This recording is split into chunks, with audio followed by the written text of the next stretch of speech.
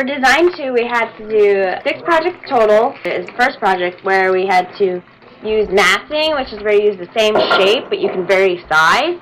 For mine, I kept them all the same size and the same shape. I just changed their textures. There's these 6 little figurines, and they're supposed to stay the same. For Project 2, we learned about intrinsic and extrinsic forms, so we had to do 2 of them as intrinsic, 1 extrinsic. My 2 intrinsic ones are these little spiral things. They look like flames. My extrinsic piece, unfortunately, broke, but that goes along with the concept. My third project involved paper. We had to recycle and use paper. I shredded up old ideas of mine, and I put them all in this little box, and I created little paper airplanes to shoot out some ideas as good ideas that come out from the bad ideas. Now, my fourth project involved numbers, and I came up with my own little world, where the world revolves around numbers. Each person is given a number or a code, so whatever happens to that number also affects their future. So if damage happens to them, damage also happens to the code, and it'll hurt them physically. So I made a little figurine.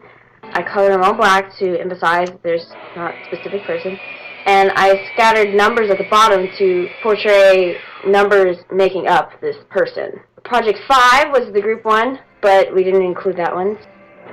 Project 6 is my final project, which it was involving eulogy to an idea, so put to rest an idea. When I think of an idea, physically I think of a light bulb, because usually in cartoons it's portrayed as a light bulb when someone gets an idea. My whole concept of that piece of work is how something may die, but their ideas may go on and on past their time. So I made a base out of all these magazines, and I put a dead light bulb in it, and I cut itsy bitsy pieces of little magazines, and I wrapped them all together and made them feel like they were flowing and came to life and continuing on even though this light bulb is dead. Since there's no written exam, we have to set up a meeting with the prof.